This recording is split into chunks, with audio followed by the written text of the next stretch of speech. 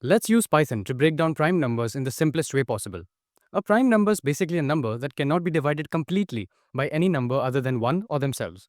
For example, 5 can be divided completely only by 1 and 5, which in programming terms means dividing 5 by 1 or 5 would basically give us a remainder of 0. Whereas 6 can be divided by 1, 2, 3 or 6 to give us the remainder 0. Now let's program this. Let me take a simple function called isPrime, which will check if the number n that we supply is a prime number or not. Here, we have to check if any numbers between 1 and n, when divided by n, give us the remainder 0. So let's create a for loop that ranges from 2 up to n. Now inside this, we will have a condition that checks if n modulus I is 0. In essence, here we are checking if the number supplied, which is n, when divided by any number in the given range gives us the remainder 0. So here, if one number gives us the remainder 0, we can confidently say that it is not a prime number and return false right away.